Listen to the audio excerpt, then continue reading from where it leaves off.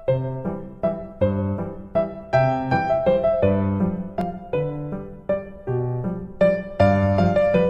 बच्चों, आज हम पढ़ने वाले हैं कक्षा 12वीं के लिए हिंदी इलेक्टिव विषय का एक चैप्टर, जिसको कि लिखा है तुलसीदास ने।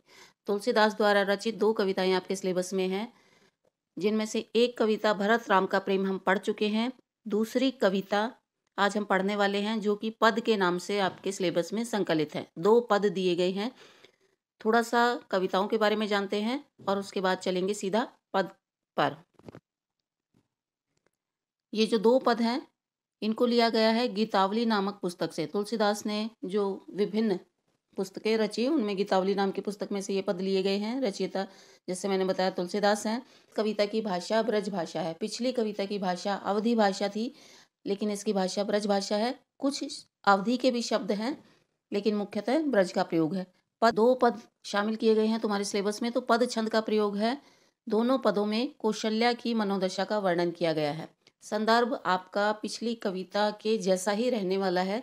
पिछली कविता के संदर्भ में हमने पढ़ा कि श्री राम लक्ष्मण और सीता के साथ वन में चले गए हैं।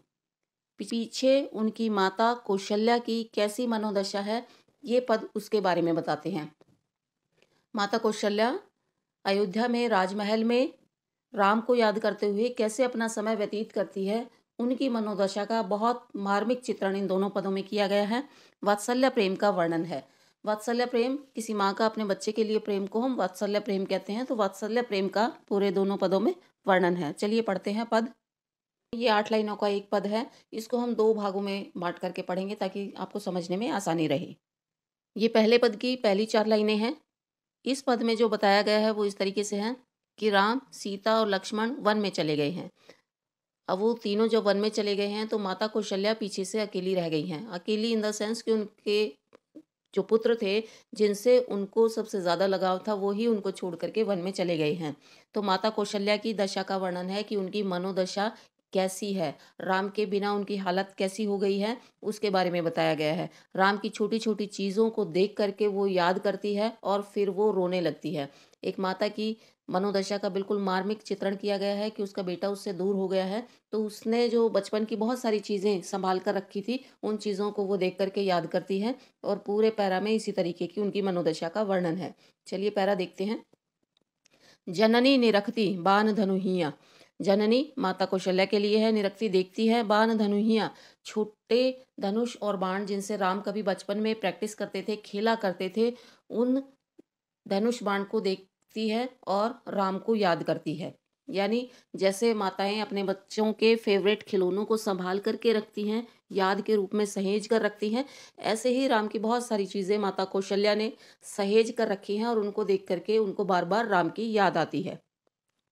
बार बार उर नैन नीलावती, बार बार उनके मन में, बार बार उनके नैनों में वो सारी चीज़ें आ जाती हैं, वो चीज़ें उनके सामने आ जाती हैं बार बार। फिर उसके मन में उन चीज़ों को देख करके राम की याद आने लगती है। दूसरी लाइन में क्या है? प्रभुजू की ललित ललित पन्हियाँ। श्री राम की ललित कहते हैं सुंदर, पन्हियाँ मतलब पैरों में पहनने वाली जूतियाँ। छोटी जूतियाँ भी उन्होंने संभाल करके रखी हैं, जो बचपन में राम पहनते थे। उनको देख करके फिर वो रोने लगती हैं, उनको श्री राम की याद आने लगती है।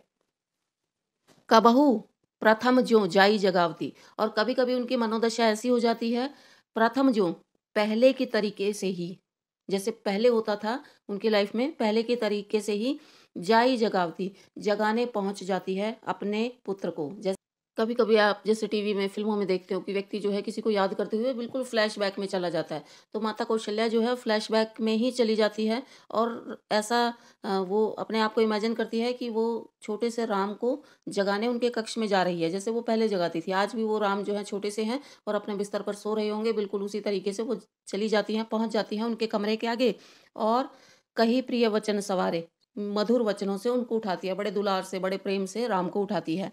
उठाऊ तात, कि उनको उठाने की कोशिश करती है कि बेटा उठो। बलि मातु बदन पर, तुम्हारी माता जो है तुम्हें उठाने आई है, तुम्हारे ऊपर वारी जाती है या तुम्हें इतना प्रेम करती है, अपना प्रेम दर्शाती है उनको। और क्या कहती है? अनुज सखा सब द्वारे, सारे भाई और सारे तुम्हारे फ्रेंड्स सखा जो हैं दरवाजे पर खड़े हैं, तुम्हारी वेट कर रहे हैं खेलने के लिए। अब जो है बहुत देर हो गई है, खड़े हो जाओ।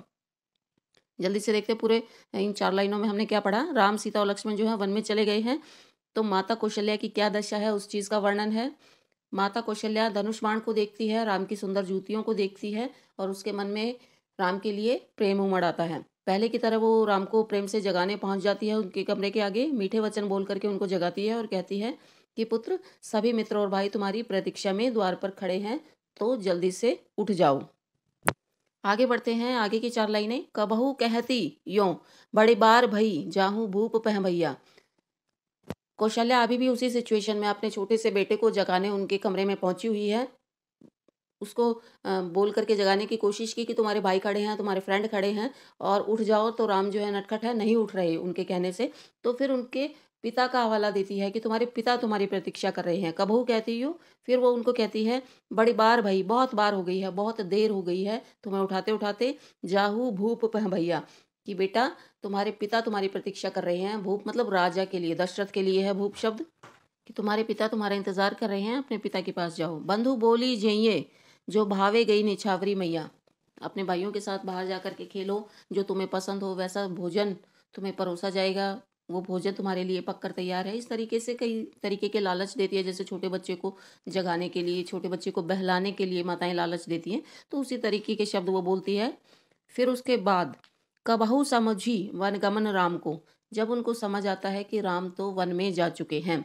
रही चकी चित्र लिखी सी, फिर उसके बाद वो ऐसी हो जाती है मानो वो जीवित नहीं है, वो कोई मूर्ति है, कोई चित्र है, मानो स्टैचू। जैसे बिना हिले डुले जब एकदम से याद आया कि राम तो यहाँ है ही नहीं, वो तो वन में गए हुए हैं और तुम ये कैसी हरकतें कर रही हो, और तो जब एकदम से उसको अपनी सिचुएशन याद आती है, तो वो चित्र के समान बिना हिले डुले स्तब्ध सी खड़ी रह जाती हैं।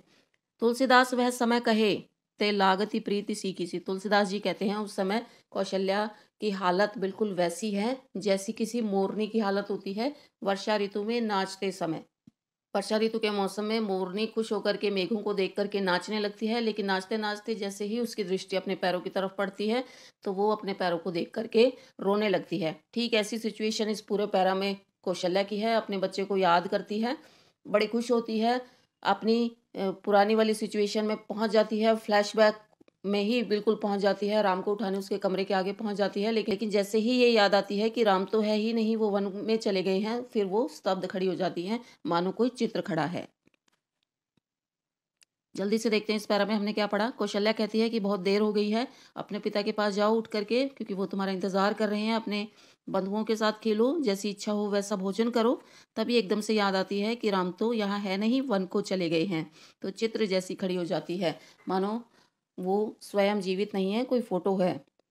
और उनकी तुलना फिर कैसे की गई है, मोरनी नाचते समय तो खुश होती है, लेकिन पैरों को देख करके रोने लगती है। ठीक वैसी ही दशा अब कौशल्या की हो गई है कि राम जो है वन में चले गए हैं और वो यहाँ राजमहल में अकेली उनकी याद में है। चलिए बढ़ते हैं दूसरे पद की ओर। ये दोबारा से पूरा पद चंद है 8 लाइनों का, इसको भी हम आधा आधा पढ़ेंगे। अब इस पद में क्या सीन बताया गया है। इस पद में बताया गया है कि कौशल्या अपने पुत्र से मिलना चाहती है एक बार, कि किसी तरीके से उसका पुत्र एक बार वापस आ जाए तो वो उनको देख करके संतुष्ट हो जाए। लेकिन कौशल्या को भी पता है कि राम अपना वचन निभाने के लिए वन में गए हुए हैं, तो वो वापस लौट करके राजमहल में या अयोध्या में वापस नहीं आएंगे। तो वो विभिन्न तरीकों से कोशिश करती है कि किसी भी तरीके से एक बार जो है राम आ जाए या उनको दिख जाए, तो उनके मन को थोड़ी सी तसल्ली मिले। तो वो ये नहीं कहती कि मुझे राम की याद आ रही है, वो दूसरे तरीके से कहती है कि राम का एक बहुत प्यारा घोड़ा था जिसको कि राम बहुत ज़्यादा प्यार करते थे, तो वो उसका उदाहरण देती है, उसका संदर्भ दे करके कि ये घोड़ा तुम्हारी याद में बहुत तड़प रहा है, इसको देखने के लिए आ जाओ। तुम्हें अपनी माता पर तो दया नहीं आएगी, लेकिन एक बेजुबान जानवर पर तुम्हें दया आएगी। ये इस तरीके का सीन इस पूरे पैरा में डिस्कस किया गया है। चलिए देखते हैं शुरू की 4 लाइनें दूसरे पद की। राघो एक बार फिर आओ। राघो जो है श्री राम के लिए है। राम के परिवार में कभी रघु नाम का एक राजा हुआ था, बहुत प्रतापी। राम के बाद का तो राम का ही नाम चल पड़ा, लेकिन राम से पहले जो राजाओं की लिस्ट है उसमें रघु सबसे ज़्यादा प्रतापी थे, तो इसलिए उनके परिवार को रघुकुल भी कहा जाता था। उन्हीं के नाम पर राम का एक नाम राघव भी है। तो राघो जो है उन्हीं को संबोधित करते हुए उनकी माँ कहती है, राघो एक बार फिर आओ। फिर आओ यानी घूम करके वापस एक बार आ जाओ। ए बार बाजी बिलोकी, एक बार अपने, बाजी कहते हैं घोड़े को, अपने घोड़े को बिलोकी मतलब देख जाओ, आपने बहुरो बन ही सिधावो, और फिर इसको देख करके, इसको प्यार करके और वापस दोबारा से वन में चले जाना। यहाँ तुम्हें कोई नहीं रोकेगा, तुम्हारा जो वचन निभाने वाला काम है उसमें कोई अड़चन नहीं डालेगा। बस तुम एक बार अपने घोड़े को संभालने के लिए आ जाओ, इसको तुम्हारी बहुत ज़्यादा ज़रूरत है। जे पय प्याई पोखी कर, पंकज वार वार चुचुकारे। ये जो लाइन है, ये जैसे राम उस घोड़े से प्रेम करते थे, ये उसके बारे में है। जे पय प्याई पोखी कर, जैसे हाथों की अंजलि बना करके उसमें खाना खिलाते हैं, जानवरों को पानी पिलाते हैं, ये उसके लिए है। पंकज, कमल को कहते हैं कि कमल जैसे हाथों से उसके पीठ पर जब तुम अपने हाथ फेरते थे, अपने कोमल हाथों से उसके पीठ को सहलाते थे, अब तुम्हारे इन कार्यों की उस घोड़े को बहुत याद आ रही है। क्यों जीव ही मेरे राम लाडिले ते अब निपट बिसारे। ऐसे उस जीव को, क्यों जीव ही, ऐसे उस जीव को मेरे राम लाडले ते अब निपट बिसारे, तुमने बिल्कुल ही भुला दिया है। कभी तो तुम उससे इतना प्रेम करते थे, अब तुमने उसको बिल्कुल ही भुला दिया है। जल्दी से देखते हैं 4 लाइनें। कौशल्या कहती है कि राम केवल एक बार आ जाओ, अपने घोड़े को देखकर वापस चले जाना, जिसको अपने हाथों से प्रेम से सहलाते थे, उसको प्यार से चुचकारते थे, उसको बहुत प्यार से तुमने रखा था, उस जीव को, बेचारे को तुमने बिल्कुल ही भुला दिया है। यानी घोड़े के बहाने से कौशल्या चाहती है कि एक बार जो है राम वापस घर आ जाए, वो सब उसको देख लें, उनके मन को तसल्ली मिल जाए। आगे बढ़ते हैं, अगली 4 लाइनें। भरत सौगुनी सार करत है, अति प्रिय जानी तिहारे। हालांकि उस घोड़े को यहाँ कोई तकलीफ नहीं है। भरत सौगुनी सार करत है, भरत को पता है, अति प्रिय जानी तिहारे, कि ये घोड़ा तुम्हारा बहुत प्रिय है, इसलिए भरत 100 गुनी सार करत है। तुम उस घोड़े से जितना प्यार करते थे ना, उससे 100 गुना ज्यादा प्यार भरत उससे करता है, क्योंकि भरत को पता है ये घोड़ा तुम्हारा बहुत प्रिय था। तदपि, लेकिन इसके बावजूद भी भरत इतना उससे प्रेम करता है, उतनी उसकी संभाल करता है, उसके बाद भी दिन ही दिन होत झांवरे, दिन प्रतिदिन जैसे जैसे दिन बीतते जा रहे हैं, वो घोड़ा तुम्हारी याद में झांवरे, बिल्कुल मुरझाता जा रहा है, बहुत कमजोर होता जा रहा है।